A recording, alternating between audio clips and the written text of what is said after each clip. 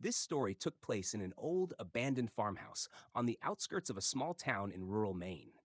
It was a place my friends and I had always heard rumors about, but we never took them seriously until that fateful night. It was just past midnight when we decided to explore the farmhouse. We were a group of five: me, Sarah, Mark, Jenna, and Chris. We'd heard the house was haunted, but we were skeptical. To us, it was just another thrill seeking adventure. As we approached the farmhouse, the moonlight cast eerie shadows on the overgrown lawn. The windows were shattered, and the front door hung crooked on its hinges. We hesitated only for a moment before stepping inside. The air was thick with dust and the smell of mold. Our flashlights flickered as we moved through the house, revealing walls lined with peeling wallpaper and old furniture draped in white sheets. We laughed nervously, making jokes to mask our unease. We decided to split up to explore more of the house. Sarah and Mark took the stairs to the second floor, while Jenna, Chris, and I stayed on the ground floor. I remember feeling an inexplicable chill as we wandered through the rooms, but I tried to push it aside.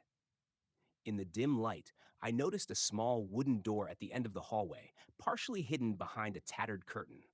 I felt an inexplicable pull towards it. My friends were busy exploring another room, so I decided to investigate alone. I reached for the doorknob, but it was surprisingly cold. With a deep breath, I turned it slowly.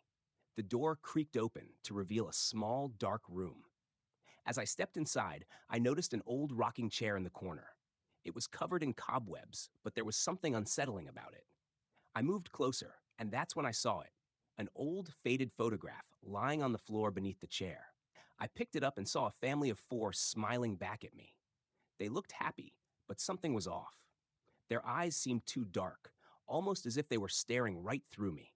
My skin crawled, and I felt a cold breeze brush past me.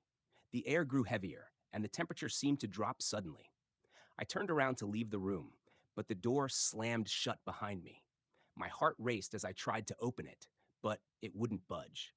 Panic set in as I banged on the door, shouting for my friends. No response.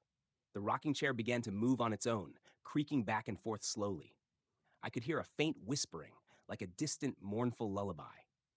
The whispers grew louder, and I felt a presence behind me. I spun around, but the room was empty, except for the rocking chair and the photograph. I noticed that the photograph had changed. The faces of the family were no longer smiling. Instead, their expressions were twisted into grotesque, silent screams. I stumbled backward, the whispers growing into a cacophony of tormented voices. Desperation set in. I managed to pry open the door with all my strength and bolted out of the room, racing back to the main hallway. I found my friends huddled together, looking pale and shaken. They'd heard the commotion and came looking for me. We left the farmhouse in a rush, never looking back. As we drove away, I glanced in the rearview mirror. The farmhouse stood silent and foreboding, the moonlight casting long, sinister shadows. I could still hear the whispers in my mind, and the image of those haunting, screaming faces would forever be etched in my memory. To this day, I don't know who or what was trying to reach out to me that night. But I know one thing for sure: some places are better left undisturbed, and some stories are best left untold.